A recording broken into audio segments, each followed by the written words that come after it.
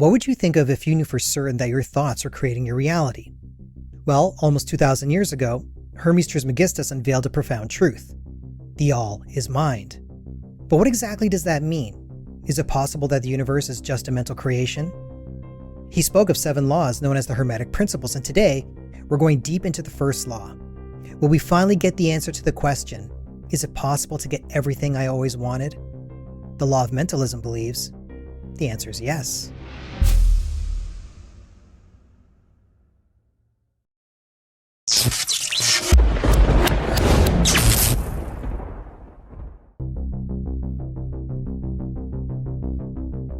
In the ancient town of Etherealis, there lived a young dreamer named Aria. One day she discovered a dusty tome in the town's archives that spoke of the Hermetic principles, particularly emphasizing the law of mentalism. Excited by the prospect of shaping her reality, Aria set out to test the power of her thoughts. Yet, as her mind wavered between doubts and hopes, the outcomes in Etherealis became a reflection of this internal struggle. Her unconscious and unfocused thoughts created unpredictable shifts in fortune in the once peaceful town. Aria sought guidance from the wise elder of Etherealis. The elder, with a gentle smile, explained the delicate dance between thoughts and reality. As your mind weaves its tales, so does your world unfold. Harmonize your thoughts and your reality will follow suit. You must release what you don't want, and only focus on what you truly want your reality to be. Empowered by this wisdom, Aria embarked on a journey of self-awareness and mental mastery. She learned to cultivate clarity, focusing her thoughts on positivity and abundance. Gradually, Etherealis transformed into a haven of serenity and prosperity. In the end, Aria's journey taught the town a profound lesson. The law of mentalism revealed that the mind serves as the loom weaving the fabric of existence. The moral echoed through Etherealis. In the symphony of life, the harmony of our thoughts orchestrates the melody of our reality.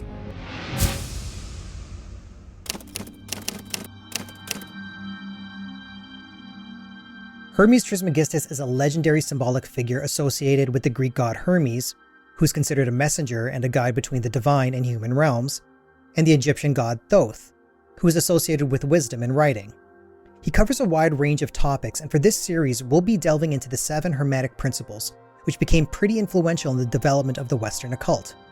We can assert that his earliest texts, known as the Corpus Hermeticum, are believed to have been written in the 2nd and 3rd centuries CE.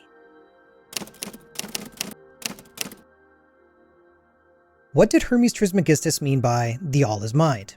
Picture the universe as having a mind, an infinite space from which all things emerge. This principle places the mental realm at the forefront of existence, which suggests that all of reality is a product of the universal mind. But what does it really mean to understand the universe as a mental creation? It means recognizing that reality is created through consciousness. Every thought, every idea that you have ripples through the universe, shaping our existence. It also invites us to acknowledge our interconnectedness and the unity that binds all things, which honestly sounds a lot like how Obi-Wan Kenobi described the Force.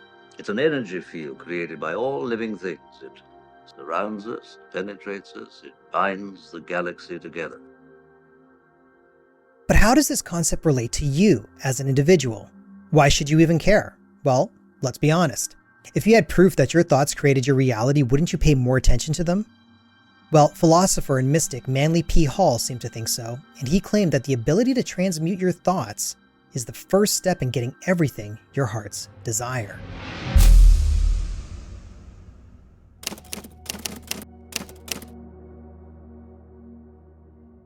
In his timeless work, The Secret Teachings of All Ages, Hall believes that the universe, at its core, is a mental creation, and that each of us are expressions of this intelligence. Because of that, we each carry a unique spark, which is a microcosmic reflection of a more macrocosmic wisdom. From galaxies to grains of sand, everything is a manifestation of this divine intelligence. All things manifesting in the lower worlds exist first in the intangible rings of the upper spheres, so that creation is, in truth, the process of making tangible the intangible by extending the intangible into various vibratory rates. Therefore, the visible world is the outcome and effect of the invisible realm. The tangible is the result of the intangible. The power of your thoughts shape your destiny.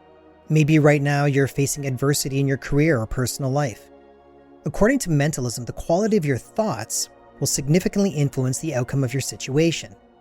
Imagine the universe as a vast cosmic garden, and every individual is a gardener tending to their own plot. The plants and the flowers in the garden represent the various aspects of life, and the thoughts of the gardeners influence the growth and vitality of their plants. According to the law of mentalism, the garden is a reflection of the collective consciousness of all the gardeners. Positive and nurturing thoughts act as sunlight and nourishing rain, fostering the growth of vibrant and beautiful flowers. Negative and neglectful thoughts, on the other hand, cast shadows and withhold the necessary care, leading to the withering of plants and the emergence of weeds. So it's very simple. If you create positive, focused, and constructive thoughts, then you align yourself with the harmonious aspects of the universe. And as a result, you may find innovative solutions, attract supportive people to help you, and ultimately succeed in your endeavors. However, if you fall into negative, chaotic, and defeatist thoughts, then you align yourself with the destructive aspects of the universe. This attitude may contribute to a self-fulfilling prophecy of failure, which in turn attracts further challenges and obstacles. To put it plainly, any thought that we have with enough effort can be transmuted into thoughts that are more beneficial to our spiritual growth and well-being. And I, like most people, had to learn this the hard way. When I was 10 years old, all I ever wanted to do was make a living as an artist. I even remember saying to myself over and over again, as long as I can pay my bills, I'll be happy. Well, lo and behold, that's exactly what happened.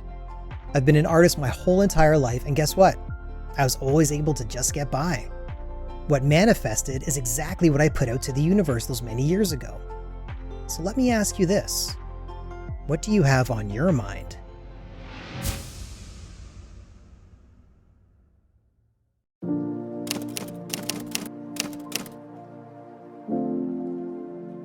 Franz Bardon, in his work Initiation into Hermetics, provides a hands-on approach to understanding and applying the law of mentalism. He takes us into the practical application of the Hermetic principles. His teachings become a guide for those who seek not just understanding, but mastery of the cosmic forces. Everything that can be found in the universe on a large scale is reflected in a human being on a small scale. As within, so without. As above, so below. As the universe, so the soul. Man is a microcosm, or a little world, because he is an extract from all the stars and planets of the whole firmament, from the earth and the elements, and so he is their quintessence. But how do we practically engage with this mental universe? Well, firstly, he speaks on the development of magical will and mental control. Magical will is not a mere wish or desire, it's a focused and disciplined intention that taps into the creative power of the universal mind. Mental control becomes the tool in harnessing the forces that exist in the mental realm. It's all about practice and refining your concentration. Imagine magical will as a blacksmith forging a sword. The blacksmith represents the practitioner's focused intent and determination. The raw material symbolizing the universal energies is heated, shaped, and tempered through the blacksmith's skillful hands. With every strike of the hammer, the magical will refines and strengthens the blade.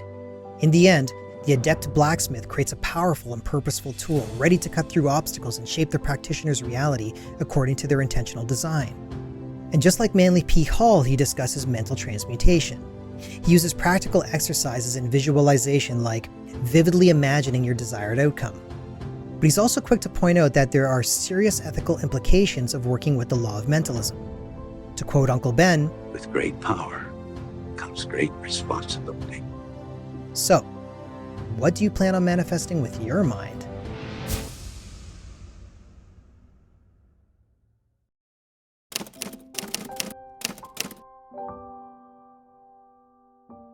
Now, what happens when thoughts stop being musings and instead become the architects of our reality? The vibrational nature of thought is a cornerstone of this. Thoughts, much like ripples in a pond, create distinct vibrations that resonate through the cosmos. Positive and negative thoughts create unique energy signatures, influencing the unfolding of your reality. This practice of visualization and mental imagery has become mainstream. By vividly imagining desired outcomes to any situation, you can tap into the realm of infinite possibilities. And you can do this with affirmations. Repetitive statements, if rooted in feeling and belief, emerge as a tool to shape your mental landscape. By doing this, it becomes a deliberate act of molding your thought patterns, gradually reshaping deeply ingrained beliefs. It's hard work, but It's very possible. And emotions play a big part in this. Thoughts accompanied by strong emotions carry a heightened vibrational charge, influencing the manifestation of desires in the material world. And this isn't just some philosophical concept. It's co-creation. Positive thinking, visualization, affirmations. They're all staples in the self-help industry, and they draw upon the principles outlined in the law of mentalism.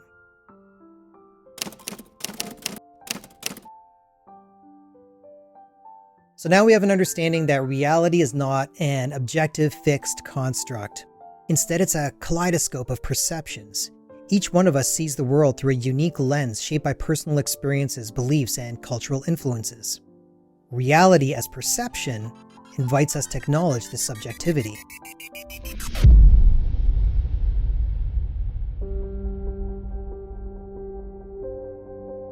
There once lived a wise old woman named Elora. She was known for her deep understanding of the Hermetic principles. One day, a curious young man named Aidan sought Elora's guidance. Elora, eager to impart her wisdom, invited him on a journey to the nearby enchanted forest, said to be a realm where reality shifted with perception. As they entered the forest, they came upon a giant crystal. Elora instructed Aidan to observe his surroundings through it. Suddenly, the once familiar trees transformed into vibrant colors, and mystical creatures appeared. Elora explained, "The lens symbolizes your perception, Aidan. Just as it alters the forest's appearance, your thoughts shape your reality. Understand this principle that the world you perceive is a reflection of your inner state." They continued their journey. Aidan, growing tired, began slipping into his old thought patterns of doubt and low self-worth. Suddenly, they were faced with an ominous fog. Elora, aware of Aidan's mood, encouraged him to change his mindset. As he shifted his perception from fear to curiosity, the fog lifted, revealing a meadow. In the meadow, they found a mirror reflecting warped images. Aidan, not fully aware of his thoughts, looked into the mirror, only to find the images disfigured and twisted. Elora shared, "This mirror reflects the distortion caused by misaligned thoughts. To see your true self, you must align your inner world with the principles of truth, love, and harmony." As the sun set, Elora led Aidan to a clearing where a pool reflected the starry sky. She pointed to the water, saying, "The stars above are like the universal truths. Your perception may cloud them, but remember, the water always reflects what is projected onto it. You must make the choice to align your thoughts with truth, embrace love, and maintain harmony within. For in doing so, you hold the key to unlocking the magic of your own existence." So our belief systems shape our reality. Think of our cultural paradigms and societal norms as a collective lens through which humans perceive reality. These shared perceptions on the collective experience influence what we decide to consider real. It calls us to question societal conditioning and asks us to transcend limitations imposed by cultural norms. The subjective nature of reality also draws parallels with the observer effect in quantum physics. The double slit experiment, made famous by Thomas Young, suggests that waves behave differently when observed. So, if our attention to something can change the way it behaves, this can prove that our intentional participation in life can produce a dramatic effect, and life will respond differently if approached passively.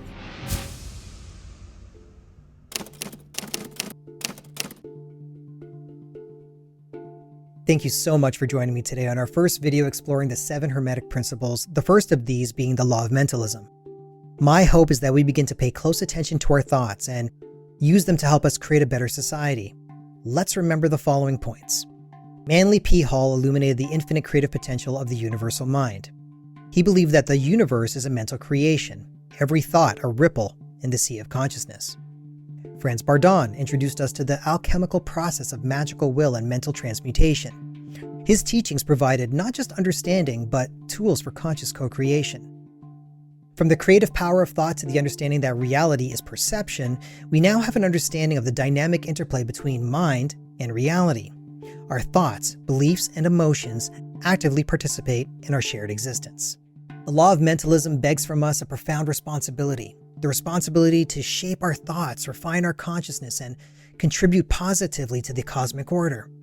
I invite you to delve deeper into the wisdom of Hermeticism. Explore the ancient texts, meditate on the principles, and embark on your own journey of self-discovery. Now, if you learned anything today or found value in anything we discussed, then please don't forget to like, share, and subscribe. Our community is slowly building, and I'm more than excited to have you on board. And also, don't forget to leave a comment on any suggestions you may have for future material you'd like me to explore. Thank you so much for visiting. Once again, I'm Sean Hakim, and remember, I have not told you anything that you already don't know.